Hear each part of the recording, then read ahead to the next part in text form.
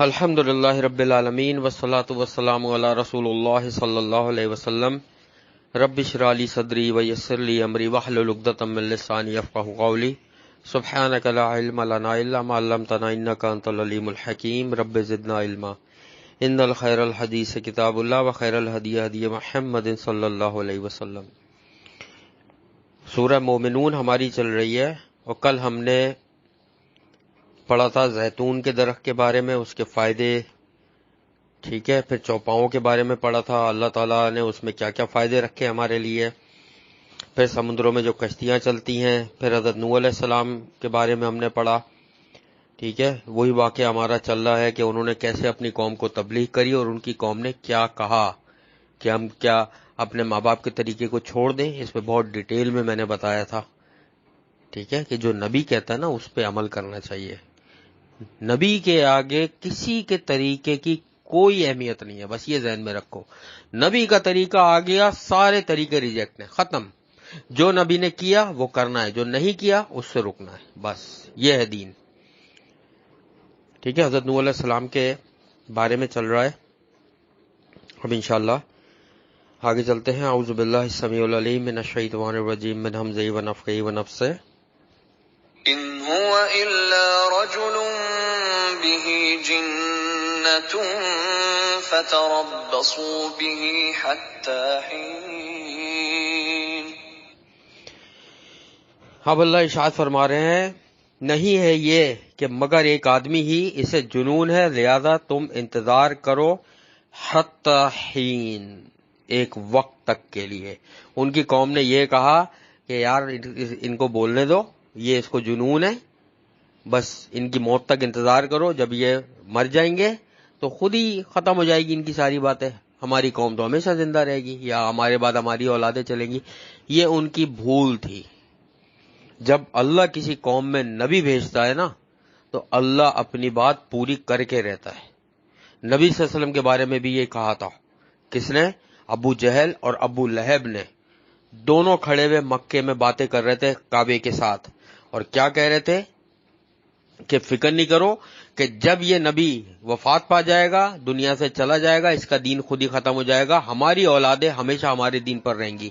اور تاریخ اٹھا کر پڑھو، اللہ کی قسم تاریخ گواہ ہے، ابو جہل کا بیٹا اور ابو لہب کا بیٹا، دونوں کے دونوں بیٹے، ان دونوں کی موت کے بعد، بلکہ ابو لہب کا تو شاید پہلے ہی، دونوں کے بیٹے نبی صلی اللہ علیہ وسلم کے قدموں میں گرے ہوئے تھے اور اسلام قبول کر رہے تھے۔ یہ گواہ ہے تاریخ، جو وہ وہاں بیٹھے ہوئے فیصلہ کر رہے تھے نبی دنیا سے چلا جائے گا، یہ دین اسلام ختم ہو جائے گا، اور دونوں کے بیٹے جو ہے نبی صلی اللہ علیہ وسلم کے قدموں میں گرے ہوئے اسلام قبول کیا انہوں نے، اور بڑے صحابی بنے وہ لوگ۔ یہ ہے اللہ کی شان، تو کسی کے کہنے سے کچھ نہیں ہوتا، جو اللہ چاہتا ہے وہ کر کے رہتا ہے، ٹھیک ہے۔ آگے چلتے ہیں انشاءاللہ۔ قال رب انصرنی بما كذبون۔ اب نوح علیہ السلام نے دعا کی کہ کیا؟ اے میرے رب تو مدد کر میری بسبب اس کے جو انہوں نے مجھے جھٹلایا، اے رب میری مدد کر کیونکہ یہ مجھے مستقل جھٹلا رہے ہیں۔ حضرت نوح علیہ السلام نے 950 سال تبلیغ کری ہے، کوئی مذاق نہیں ہے، اور چند لوگ صرف اسلام لائے تھے، بس دین قبول کیا تھا ان کا، چند لوگوں نے 950 سال میں، 950 سال، سوچو کتنی تبلیغ کری ہوگی۔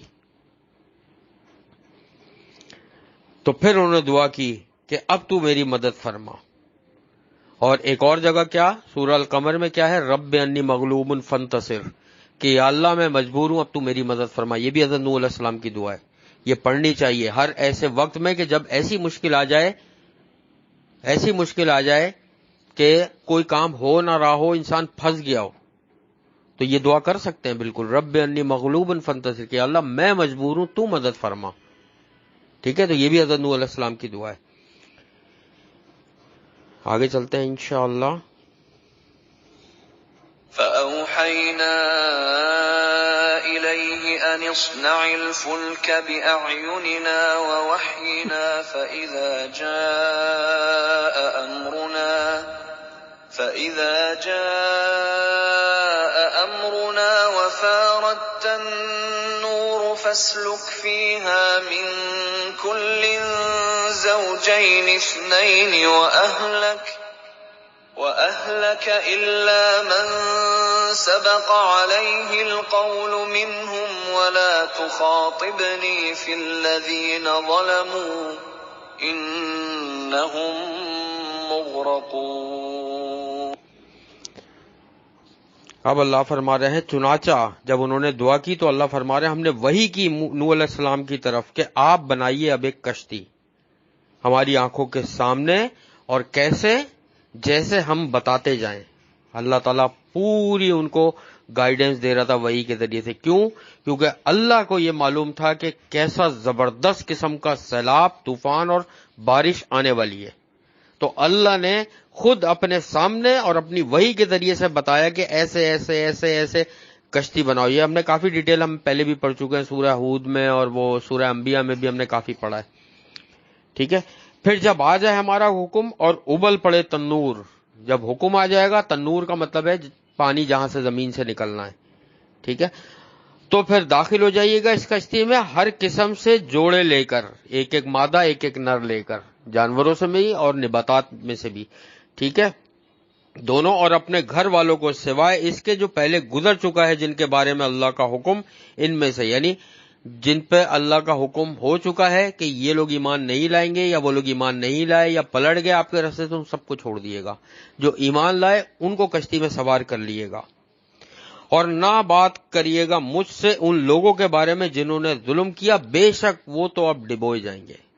اللہ نے فرما دیا کہ اب میرے سامنے آپ کشتی تیار کریں، اور سب اپنے گھر والوں کو جو ایمان لے آئے ان کو، اور تمام پرندوں کے نباتات کے جوڑے رکھ لیں، اور بالکل بھی بات کرنے کی ضرورت نہیں ہے ان کے بارے میں کہ جو ایمان نہیں لائے، جنہوں نے ظلم کیا، آج سب کو اب ڈوبنا ہے۔ اور کیوں اللہ نے ایسا فرمایا تھا پتہ ہے؟ حضرت نوح علیہ السلام کا بیٹا نہیں لایا تھا ایمان۔ حضرت نوح علیہ السلام نے دعا کی کہ اللہ میرا بیٹا، اللہ تعالیٰ نے کہا ایک لفظ اب آپ نہیں بولیے گا، آج وہ ڈوبے گا، آج مرے گا وہ، کیونکہ آج ڈوبنا ہے اس کو، غرق ہونا ہے اس کو، اس کی جو تکبر، گھمنڈ، غرور تھا اس سب کو ختم ہونا ہے، تو سب ڈبوئے جائیں گے۔ آگے چلتے ہیں انشاءاللہ۔ فَإِذَا اسْتَوَيْتَ أَنْتَ وَمَن مَّعَكَ عَلَى الْفُلْكِ فَقُلِ الْحَمْدُ لِلَّهِ الَّذِي نَجَّانَا مِنَ الْقَوْمِ الظَّالِمِينَ۔ چنانچہ جب پورے بیٹھ جائے اور وہ جو تیرے ساتھ ہیں کشتی پر، تو کہہ دیجئے تمام تعریفیں اللہ ہی کے لیے ہیں، اور وہ جس نے نجات دی ہمیں ظالم قوم سے۔ جب آپ سب بیٹھ جائیں اور پانی ابلنے لگے تو اللہ کی تعریف بیان کریں۔ اور کیا تعریف؟ کہ جو اللہ نے اس میں فرمایا کہ اللہ تعالیٰ نے ہمیں نجات دی ظالم قوم سے۔ ہر حال میں اللہ کی تعریف کرنی ہے۔ یا نوح علیہ السلام کو اللہ تعالیٰ نے نبیوں کے واقعات کیوں بتائے؟ تھوڑا ہم غور تو کریں کہ ہر حال میں اللہ کا شکر ادا کرنا ہے۔ کوئی کام ہو جائے تو بھی شکر ادا کرنا ہے، کسی کام میں کوئی مشکل آ جائے تو بھی شکر ادا کرنا ہے، اللہ سے مدد مانگنی ہے۔ اس وجہ سے اللہ نے واقعات اس میں بتائے ہیں کہ کیسے کیسے فرما بردار لوگ گزرے، اللہ کے انبیاء گزرے۔ اب وہ کشتی میں سوار ہو گئے ان لوگوں کو لے کے، ٹھیک ہے، اب آگے کی طرف چلتے ہیں۔ وَقُلْ رَبِّ أَنزِلْنِي مُنزَلًا مُبَارَكًا وَأَنتَ خَيْرُ الْمُنزِلِينَ۔ اور آپ کہیے کہ اے میرے رب، اب اللہ دعا سکھا رہے ہیں نوح علیہ السلام کو۔ کشتی میں سوار ہو گئے، پانی ابلنے لگا، آسمان سے بھی بارش ہونے لگی اور زمین نے بھی اپنا پانی چھوڑ دیا، اور کئی سال تک کھڑا رہا تھا وہ پانی۔ اللہ نے زمین کو منع کر دیا تھا کہ پانی کی ایک بوند نہیں پینی ہے، جو پانی نکلا ہے سب زمین پہ کھڑا رہے۔ ہم کیا ہوتا ہے کہ پانی پھینکتے ہیں، 1 بالٹی 2 بالٹی 10 بالٹی، یا بارش ہوتی ہے 1 گھنٹے 2 گھنٹے زمین پی جاتی ہے پانی۔ اللہ نے زمین کو منع کر دیا تھا کہ ایک بوند پانی نہیں پیو گی تم، جو پانی نکلے گا سب زمین پہ کھڑا رہے، اور کھڑا رہا تھا عرصے تک، پانی بہت عرصے تک کھڑا رہا تھا وہ پانی۔ تو اللہ تعالیٰ نے پھر دعا سکھائی کہ اب آپ دعا کریں کہ اے میرے رب تو اتار مجھے اتارنا بابرکت، اور تو سب سے بہتر اتارنے والا ہے۔ یعنی پہلے کشتی میں سوار ہو گئے سب کو لے کے، شکر ادا کیا اللہ کا، ٹھیک ہے کہ اللہ نے نجات دی، اور اب یہ دعا کر رہے ہیں کہ یا اللہ جہاں یہ کشتی رکے بہترین جگہ اتارنا، جہاں یہ سب سے بہتر ہمارے لیے برکت والا اتارنا۔ اور پتہ ہے کشتی کہاں رکی تھی؟ نوح علیہ السلام کی کشتی 2010 میں ملی ہے آ کر یہاں پر، سائنسدانوں نے اس کا سراغ لگایا ایک۔ ترکی میں ایک پہاڑ ہے، ایررٹی نام ہے اس کا، بہت بلند چوٹی ہے اس کی، اس پہ ایک کشتی ملی ہے ان کو بہت بڑی 2010 میں۔ تو سائنسدان جو ہے نا، کیونکہ اس کا پورا واقعے کا ذکر بائبل میں بھی ہے، یہ بائبل میں بھی ہے واقعہ پورا، کیونکہ نوح علیہ السلام تو پہلے کے نبی ہے نا کافی، تو بائبل میں بھی ہے۔ تو وہ کشتی جو ہے وہ کہتے ہیں سائنسدان کہ یہ وہی ہے جو قرآن اور بائبل میں جس کا ذکر ہے کہ ترکی میں ان کی کشتی اس پہاڑ پہ آ کے رکی تھی۔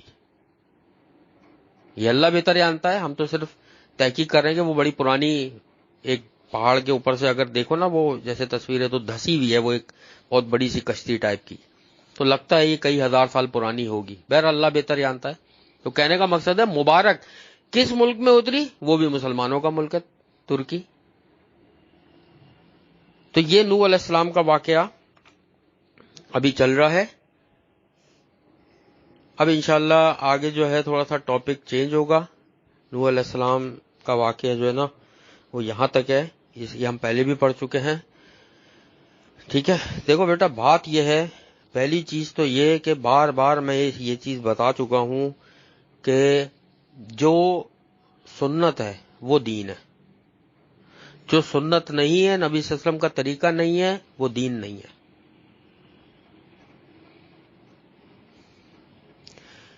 جبریل حدیث، ایک حدیث ہے صحیح بخاری کی جس کو جبریل حدیث کہتے ہیں یا حدیث جبریل کہتے ہیں، ٹھیک ہے، کہ جبریل والی حدیث یا حدیث جو ہے جبریل علیہ السلام والی ہے۔ وہ ہوا یہ تھا کہ نبی صلی اللہ علیہ وسلم، میں حدیث نہیں بتا رہا، میں اس میں سے مین ایک پوائنٹ بتا رہا ہوں صرف۔ نبی صلی اللہ علیہ وسلم صحابہ کرام کے ساتھ بیٹھے ہوئے تھے، ذرا تم اس سے سبق سیکھنا کہ ہمیں کیا مل رہا ہے۔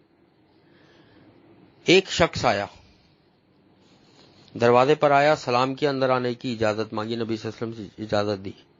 صحابہ کرام اس شخص کو دیکھنے لگے، نورانی چہرہ، صاف ستھرے اجلے ہوئے وائٹ کپڑے پہنے ہوئے، اس نے سفید صاف شفاف کپڑے۔ صحابہ کرام یہ سوچ رہے تھے دیکھ کے ان کو کہ یار یہ لگتا تو نہیں ہے کہیں سے سفر کر کے آ رہا ہوں، سفر کے نشان ہوتے نا، ورنہ گرد مٹی دھول دھبے کچھ تو ہوتا، بالکل صاف ستھرے، چہرہ بھی حشاش بشاش کہ فریش بالکل۔ لیکن صحابہ کرام یہ سوچ لیں کہ پھر کہ یار مدینہ کے تو ہم سب لوگوں کو جانتے ہیں، مدینہ اس وقت کتنا بڑا تھا، چھوٹا ہی تھا، یہ مدینے کا بھی نہیں ہے، تو یہ ہے کون؟ وہ یہی سب سوچ رہے تھے۔ خیر وہ شخص آیا، نبی صلی اللہ علیہ وسلم سے اجازت مانگی، نبی صلی اللہ علیہ وسلم بیٹھے ہوئے تھے، ان کے ساتھ گھٹنے سے گھٹنے ملا کے دو نواز ہو کے بیٹھ گیا۔ یہ حدیث کے الفاظ ہیں، دو نواز ہو کے گھٹنے سے گھٹنے ملا اور بیٹھ گیا۔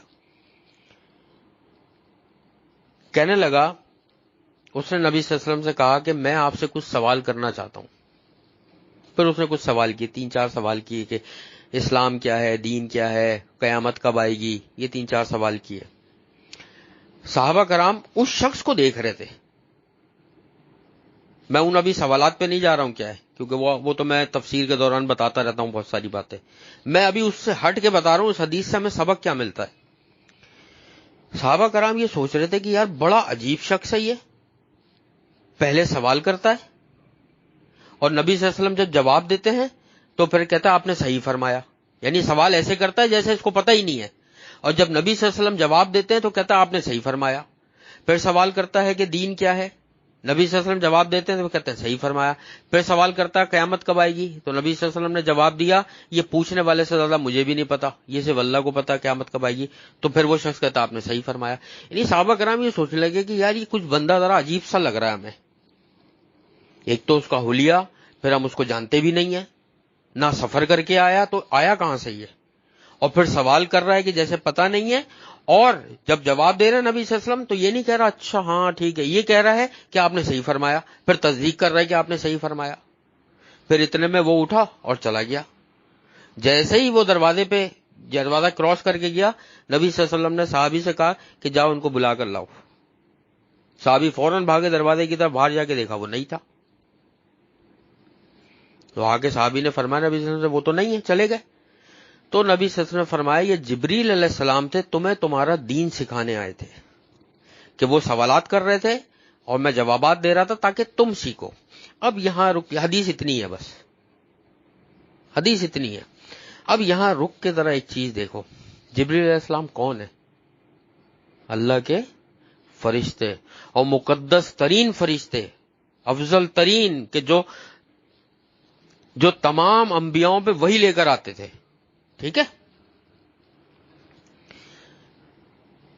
وہ آتے اور وہ نبی صلی اللہ علیہ وسلم کے ساتھ کھڑے ہو جاتے، اور تمام صحابہ تو بیٹھے ہوئے تھے نا، وہ کہتے صحابہ سے کہ میں اللہ کی طرف سے بھیجا ہوا فرشتہ ہوں، اور یہ دین ہے، یہ اسلام ہے، یہ ہے، اور قیامت کا علم کسی کو نہیں ہے، یہ اللہ کی طرف سے میں آپ کو بتا رہا ہوں. یہ کر سکتے تھے نا، وہ ڈائریکٹ ہی بتا سکتے تھے، وہ نبی صلی اللہ علیہ وسلم سوال کیوں پوچھتے؟ ان کو پتا تھی یہ بات کہ جب تک کہ نبی صلی اللہ علیہ وسلم کی مہر نہیں ہوگی کسی بات پر، نبی صلی اللہ علیہ وسلم کی تصدیق نہیں ہوگی کسی بات پر، ان کی زبان سے نہیں نکلے گا اگر کوئی چیز، یہ صحابہ کرام ایمان نہیں لائیں گے. تو جبریل علیہ السلام نے خود نہیں بتایا دین آ کے، وہ نبی صلی اللہ علیہ وسلم سے سوال کرتے رہے، نبی صلی اللہ علیہ وسلم جواب دیتے رہے، تصدیق ہوتی رہی نبی صلی اللہ علیہ وسلم کی زبان سے کہ ہاں یہ دین یہ ہے، ہاں اسلام یہ ہے، ہاں قیامت کے بارے میں یہ چیز ہے. جب ان کی زبان سے تصدیق ہو گئی تو صحابہ کرام کو یقین ہو گیا کہ اب یہ دین ہے. دیکھو یہ ہے اس میں خاص بات سیکھنے کی، کہ اللہ کے فرشتے بھی نبی صلی اللہ علیہ وسلم کو چھوڑ کر ڈائریکٹ دین نہیں بتا رہے ہیں. نبی صلی اللہ علیہ وسلم نے تصدیق کری، پھر وہ دین کا حصہ بنی. آج ہم کیسے نبی صلی اللہ علیہ وسلم کی چیزوں کو چھوڑ کے اپنے ماں باپ یا رشتے دار یا دیکھا دیکھی، ادھر سے میسج فارورڈ، ادھر سے دیکھا اس کو دیکھا، دین بنا لیا کہ یوں کر لو، اتنی دفعہ یہ پڑھ لو، اتنی دفعہ یہ کر لو، ایسے کر لو، یہ عمل کر لو، یہ عمل کر لو. صحابہ کرام کا عمل دیکھو کیا تھا، کہ جب تک نبی صلی اللہ علیہ وسلم نے تصدیق نہیں کی اس شخص کی بات کو دین نہیں سمجھا صحابہ کرام نے. جب نبی صلی اللہ علیہ وسلم نے تصدیق کر دی کہ ہاں یہ ایسے ہی ہے، تو صحابہ کرام کو یقین ہوا اب یہ دین ہے.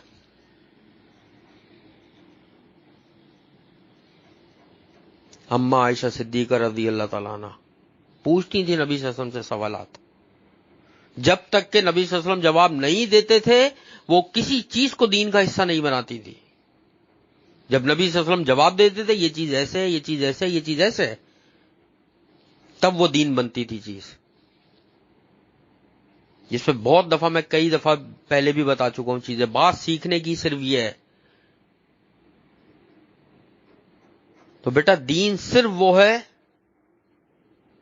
جو نبی صلی اللہ علیہ وسلم پر نازل ہوا اور اسی پر عمل کرنا ہے.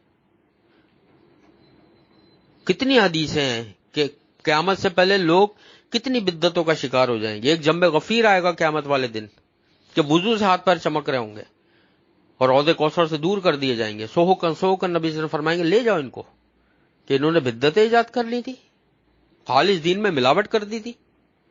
تو دین وہ ہے جو نبی کی زبان سے نکلا. یہ بس ذہن میں رکھنا ہمیشہ. آج کی یہی امپورٹنٹ بات ہے. اب انشاءاللہ رمضان شروع ہو رہے ہیں. رمضان سے پہلے رمضان کا ایک شیڈیول، ایک سیٹنگ میں بتاؤں گا کہ کیا کیا ہمیں کرنا ہے. تفسیر کا سلسلہ ہمارا کیا رہے گا، اس میں کچھ چینجز انشاءاللہ ہم کریں گے. وہ کیا کریں گے انشاءاللہ پھر کسی اس میں بتاؤں گا. اللہ سے دعا ہے جو کچھ بھی ہم نے پڑھا ہے اس پر عمل کرنے کی توفیق عطا فرمائے، اور خالص نبی صلی اللہ علیہ وسلم کے طریقے پہ ہمیں چلنے کی توفیق عطا فرمائے. یا حیو یا قیوم برحمتک استغیث. اے اللہ قرآن پاک کو ہمارے دلوں کے لیے بہار اور ہدایت بنا دے، نماز کو ہماری آنکھوں کی ٹھنڈک بنا دے. اے اللہ تو ہمارے گھروں میں، ہمارے رزق میں، ہمارے علم میں، ہمارے عمل میں برکت عطا فرما دے. اے اللہ ہماری دعاؤں کو، عبادتوں کو اور ہر نیک عمل کو اپنی بارگاہ میں قبول اور مقبول فرما لیجئے. ہم سب کی اور تمام سننے والوں کی تمام مشکلات، پریشانی اور بیماریوں کو دور فرما دیجئے. آخرت میں ہمارا حساب کتاب انبیاء، شہداء، صدیقین اور سلف صالحین کے ساتھ فرما دیجیے گا۔ ہمیں نبی صلی اللہ علیہ وسلم کا ساتھ، ان کی شفاعت اور ان کے ہاتھوں سے آب کوثر نصیب فرما دیجیے گا۔ ہم سب کو ان 70,000 لوگوں میں شامل فرما دیجیے گا جو بغیر حساب کتاب کے تیری رحمت سے جنت الفردوس میں جائیں گے۔ رب ارحمہما کما ربیانی صغیرا، رب انی لما انزلت الی من خیر فقیر، اللہم انی اعوذ بک من زوال نعمتک و تحویل عافیتک و فجاءۃ نقمتک و جمیع سخطک، رب انی لما انزلت الی من خیر فقیر، رب اغفر وارحم وانت خیر الراحمین، اللہم انا نسألک الجنۃ الفردوس وقنا عذاب النار، اللہم انا نسألک الجنۃ الفردوس وقنا عذاب النار، اللہم انا نسألک الجنۃ الفردوس وقنا عذاب النار، ربنا تقبل منا انک انت السمیع العلیم وتب علینا انک انت التواب الرحیم، سبحان اللہ عما یصفون وسلام علی المرسلین والحمد للہ رب العالمین۔ سبحانک اللہم وبحمدک، نشہد ان لا الہ الا انت، نستغفرک ونتوب الیک۔ السلام علیکم ورحمۃ اللہ وبرکاتہ۔